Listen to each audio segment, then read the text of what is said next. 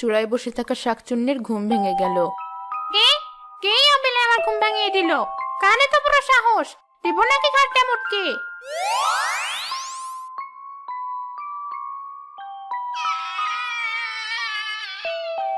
এই তো দেখছি মাছ, কি সুগন্ধ ছড়াচ্ছি। সকাল সকাল মাছ খাবো। আহা কি আনন্দ, গাছে গাছে ডালে ডালে।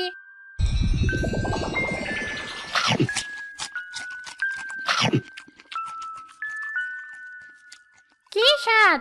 মাছ তো নয়, যেন নলেন গুড়ের সন্দেশ। যাই, আবার কিছুক্ষণ ঘুমিয়ে নি।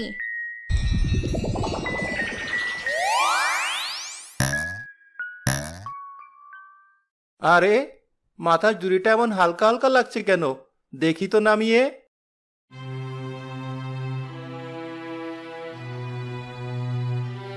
হায় হায়, মাছ গেল কোথায়?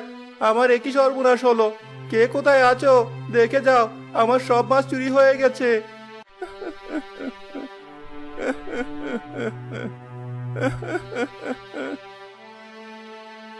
একে কবির ভাই, এখানে বসে কাঁদছো কেন? একটু আগেই তো দেখলাম তুমি মাছ বেচে বেড়াচ্ছ। আর বলো না ভাই, আমার সব মাছ চুরি হয়ে গেছে। আমার একই সর্বনাশ হলো। সে কি কথা? ঝুড়ি তো তোমার মাথাতেই ছিল, এ আবার তোমার মাছ চুরি করলো? আর যদি করেও তুমি বুঝতে পারলে না? আমিও তো সেটাই ভাবছি, এখন আমার কি হবে? কেঁদো না কবির ভাই, যাও বাড়ি ফিরে যাও। কপালে যা আছে তা তো আমাদের ভোগ করতেই হবে। মন খারাপ করো না, যাও। রাজুর কথায় কবির বাড়ি ফিরে গেল।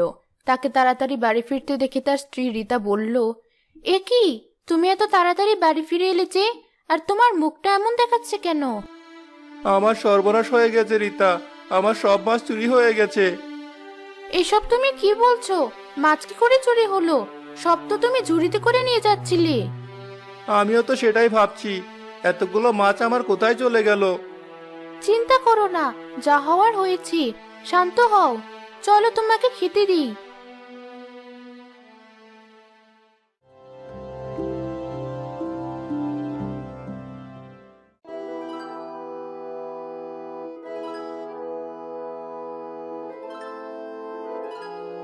কি মাছ, কি স্বাদ তার!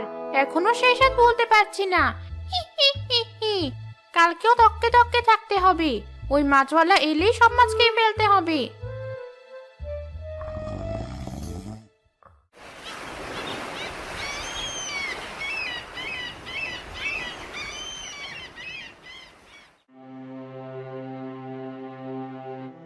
বসে আছো কেন? অনেক তো বেলা